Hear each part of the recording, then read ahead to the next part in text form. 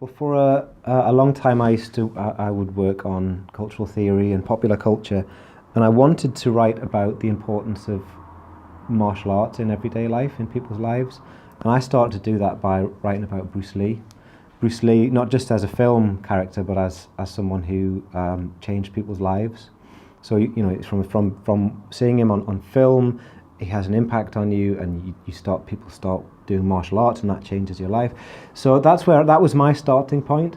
And when I started to write about it, I got a lot of reaction from different people, and we over time, academics wanted to meet up, so I started to hold conferences, and you get people from different disciplines. So you get historians, sociologists, anthropologists, film people, philosophy people, and it's a very mixed bag. So we describe what we do as martial arts studies, and we say it's interdisciplinary because I'm a kind of media and cultural studies person, but I still want to have conversations with historians and still and psychologists and then exercise people and physical culture and physical exercise people and sports people, because we're all just really loving martial arts and really interested by the whole field. So it's interdisciplinary. There's no one way of doing things. We like to bring everyone together and find out the different ways that martial arts can be studied. Now, the conference has been going 4 years. Yep. When you launched the first one, how was that received? It was great. I was a bit worried. I didn't know who was going to turn up. I thought, what kind of people would come to a conference like this? And we got people from literally all over the world. And we had a lot of people from Germany, because like martial arts studies is what they started to call it in English, but it was called something different in German. They've been doing it for quite a long time, and they came over, and people came from the States and Australia, and it was just fabulous. The first conference was a little bit chaotic because no one was reading each other's stuff, and it was like a bit like the Badlands.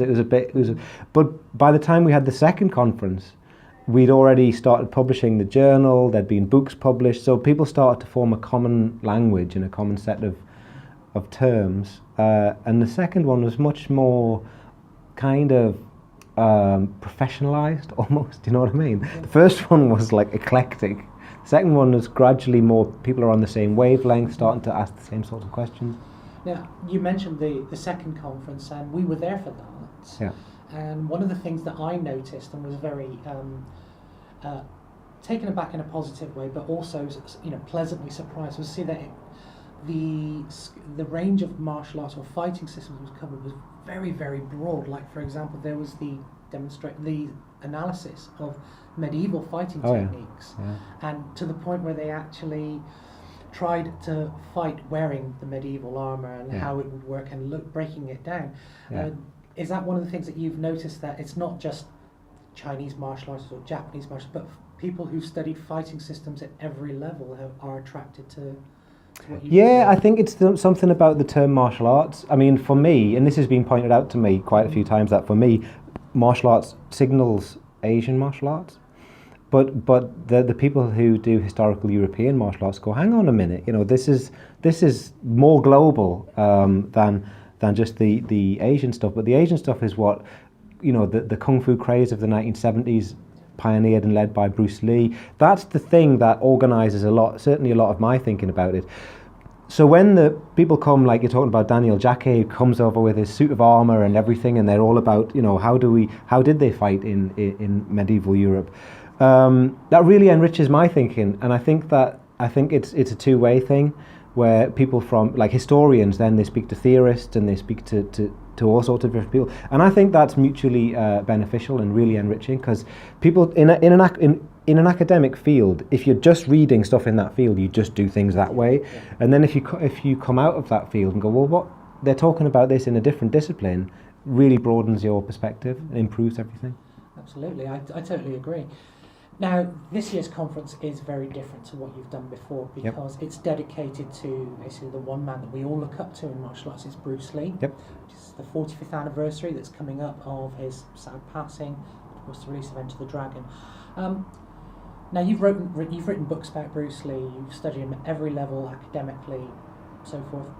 What does Bruce Lee mean to you? Who does he mean to you? Lots of different things.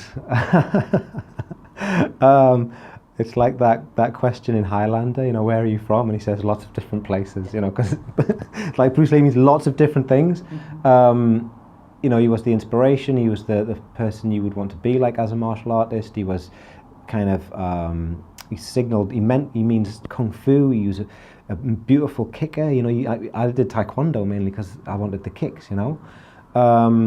But he was also an innovator, a pioneer. I think that for me, my point was always that he changed popular culture and cultural consciousness and cultural imaginations globally. He meant different things in different contexts. In some contexts, he's like the underdog. He's a kind of he's a symbol for the oppressed. He's a kind of like a Che Guevara figure for some people in different contexts. It's just ultra cool. I still get the hairs stand up on my arms. I get goose pimples when I watch films still. So, it's a love thing. I just think the man's amazing. Well, there's certainly a lot of appreciation and love of Bruce Lee at this year's conference. What has been the feedback that you've been getting? What have you been getting from the conference, from delegates yourself?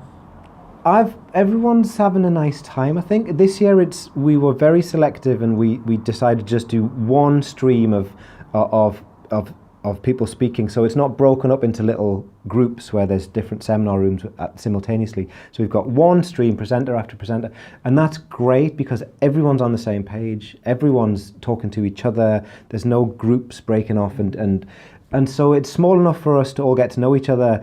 Everyone has interest and expertise in Bruce Lee. I've learned so much stuff. Even though I've written these books, it's like I've learned so much stuff about Bruce Lee, about his impact, about his legacies. It's fabulous. Absolutely, and I agree. I mean, with the talks, and of course with Matthew Polly being here, his books coming out, where it's changing the way we look at Bruce Lee in a way, which is quite fascinating. Not in a negative way, but in a very positive way. We're learning a lot more than I think that we realised about the man. So the conference is called Bruce Lee's Cultural Legacy. So we are looking at what his legacy is 45 years on.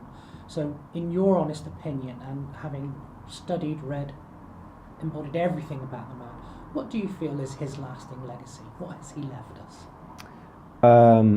Some great films. Some fantastic fight choreography. He really put martial arts on the map in a way that people took seriously. That I think that it's the lives of at least one generation. It's my generation. People older than me, my generation. I don't know how young it would go down because younger people didn't grow up with the films. So I think each generation has there'll be a new figure. So I think that, so Bruce Lee was the figure that put Wing Chun on the global map. But now it's more like Robert Downey Jr. for younger people who will walk, people will walk into a Wing Chun class because of people like Robert Downey Jr. So he had such a massive impact on a really broad range of people of all ages. And I think that's filtering through. But he's not falling off the map because you've got this new biography by Matt Polly out. I think there's still more to be thought and learned. But his impact was enormous. Like he changed everything. Mm-hmm. He changed everything. So lastly, then, just to wrap up, Bruce Lee has said and done many amazing things. Some of them we know have been attributed to others, but there are some of his writings, some of his quotes that have come from him, from his learning, from his teachings, his experience. What's the one defining quote for you that you've taken on board and carried with you? What do you feel he said that best defines you and your martial experience? I quite like Walk On, which was his favourite. But he got that from a British scholar of Buddhism called Christmas Humphreys, right? And but walk on, and it's just so Christmas Humphreys writes this book about you. Just walk on, just leave that stuff. Just walk.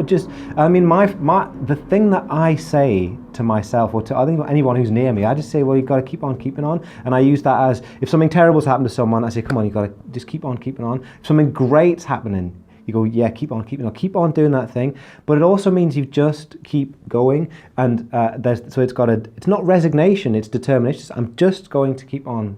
And I think that Bruce Lee meant lots of different things by Walk On. I think he would use Walk On what alternative have you got? Just keep going, and then from that you go, it'd be like water.